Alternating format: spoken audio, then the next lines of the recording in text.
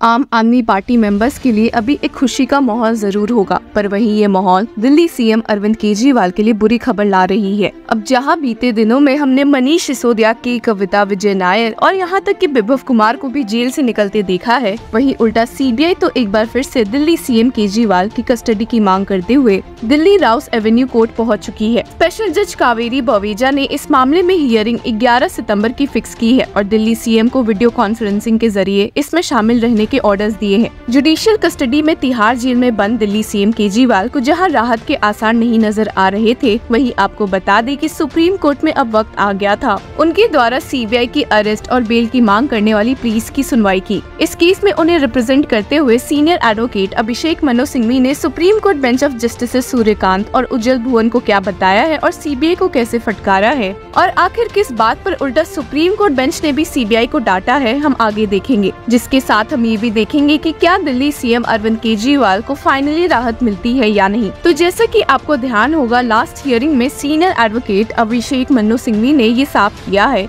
कि दिल्ली सीएम अरविंद केजरीवाल की arrest CBI द्वारा एक इंश्योरेंस अरेस्ट है, और इसलिए कि अगर वे ईडी केस में रिहा भी हो जाते हैं, जो वे हो भी गए थे, पर सीबीआई द्वारा अरेस्ट की वजह से वे जेल में ही बंद रहेंगे, जैसा कि हमने देखा है। अब ये साफ है कि दिल्ली एक्साइज पॉलिसी केस में ट्रायल शुरू होने में काफी वक्त लगेगा, और इसी वजह से ही सुप्रीम कोर्ट की दूसरी बेंचेस ने सिसोदिया, नायर और कविता को बेल दे दी थी। और बेल के ही मुद्दे को हाईलाइट करते हुए सीनियर एडवोकेट सिंघवी ने स्टेट किया कि one prefatory opening point, I believe bail matters should be done on robust common sense. This is perhaps the only case where I have two release orders under a more stringent act plus regular bell. और जिसके बाद senior advocate Singhvi ने एक बार फिर से इसे एक insurance arrest by CBI term दिया है, इसलिए क्योंकि इस मामले में सीबीआई द्वारा एक एक्शन करीबन 2 साल बाद उठाया गया था। इस पॉइंट पर जस्टिस सूर्यकांत ने सवाल किया कि what is the offence alleged, तो तुरंत एक जवाब देते हुए सीनियर एडवोकेट सिंघवी ने वापस से सीबीआई को फटकारा और कहा कि the offence is alleged under PC act, but I am not named in the FIR. I am called for questioning in April 2023, almost 8 months after the FIR as a witness. और senior advocate Singhvi ने कहा भी कि जब ED ने Delhi CM को मार्च 2024 में arrest भी किया था, तब तक सीबीआई ने इस मामले में कोई एक्शन क्यों नहीं लिया, और इसी बीच ईडी केस में तो उन्हें 2 बार बेल भी मिल चुकी थी। इन्हीं बेल के बारे में जब सुप्रीम कोर्ट बेंच ने डिटेल में पूछा, तो सीनियर एडवोकेट सिंघवी ने स्टेट किया कि in the ED case there are 2 important release orders. The first order, an interim release, was issued by the Supreme Court, which acknowledged that the individual was not a threat to society. और दूसरे order की judgement को detail में पढ़ते हुए senior advocate Singhvi ने कहा भी कि उसमें साफ तौर पर कहा गया है कि राइट टू लाइफ जरूरी है, and stated, this is the order in the other bench which says, given that right to life is sacrosanct and Kejriwal has suffered incarceration for over 90 days. मामला बिगड़ गया जब सुप्रीम कोर्ट बेंच ने notice किया कि Delhi CM को Tihar jail में से ऑलरेडी अरेस्ट करने के लिए कुछ परमिशन की जरूरत लगती है, जो कि सीबीआई ने नहीं ली थी, और उन्हें डांटते हुए बेंच ने स्टेट किया, when you are in custody, if you are arresting him again, then you need the permission of the court. There is something in the criminal procedure code. और जिसके बाद ये जजमेंट्स बताते हुए सुप्रीम कोर्ट बेंच को senior advocate Singhvi ने समझाया कि ये तो साफ है कि दिल्ली सीएम ईडी केस में एक थ्रेट नहीं थे। हालांकि उन्हें टोकते हुए एएसजी एसवी राजू ने कहा कि सीनियर एडवोकेट सिंघवी आधा जजमेंट पढ़ के कंफ्यूजन क्रिएट करने की कोशिश कर रहे हैं, जिसके जवाब में जस्टिस सूर्यकांत ने कह दिया, you can make a note mister Raju if something relevant is missed.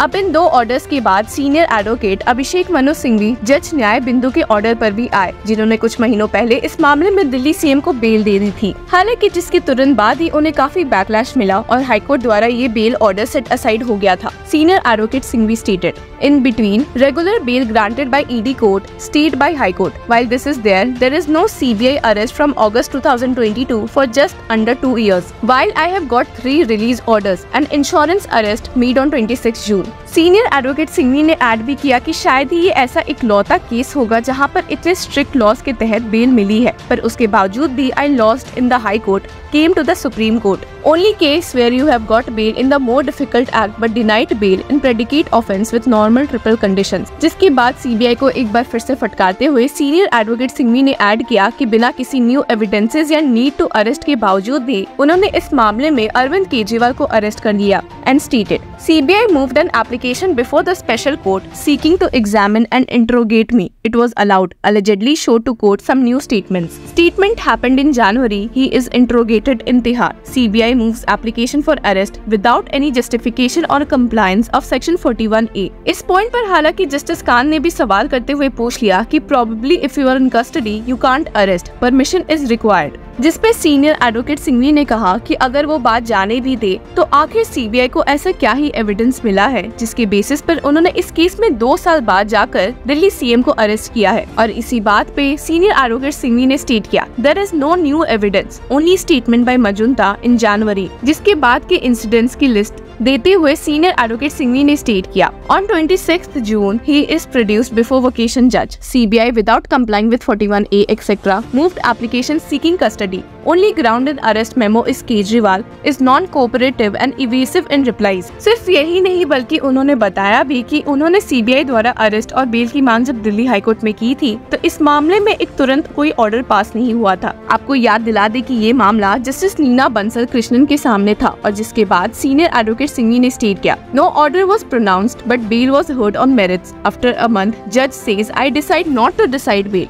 There are 13 judgments by Supreme Court that deprecates delay in bail, sending you back. What was the point of sending me back? हालांकि Delhi high court को defend करते हुए ASG SP Raju ने state किया कि high court had examined the question of concurrent jurisdiction, लेकिन इसका पलट जवाब देते हुए सीनियर एडवोकेट सिंघवी ने स्टेट किया, your lordship is in jurisdiction of triple test, no special bar or provision. Triple test is based on presumption of innocence. Ultimate object is to secure a presence. You should not be a flight risk. A man who is a constitutional functionary cannot be a flight risk. इस point को भी उन्होंने फटकारा है जहां कहा जा रहा था कि दिल्ली सीएम को अगर रिहा कर दिया जाएगा तो वे एविडेंसेस के साथ छेड़छाड़ कर सकते हैं। And stated, there can't be tampering, lacks of documents. Manish Sisodia judgment deals with it. 5 charge sheets have been filed. Above all, this is a case where Section 45 is found fit to release 3 times, but triple test is not. For a constitutional functionary, second submission is on Section 41 and Section 41A CRPC. और इस section का purpose बताते हुए senior advocate Singhvi ने कहा कि Section 41A CRPC was inserted in 2010 for a purpose. Arrest was sought to be regulated. You can't just barge into arrest without any basis. You can't be trigger happy. There have to be safeguard. सिर्फ यही नहीं बल्कि senior advocate Singhvi काफी गुस्सा भी दिखे हैं जब दिल्ली हाईकोर्ट द्वारा इस केस में बेल प्ली को डिसमिस कर दिया गया था और इसके खिलाफ स्टेट किया गया था कि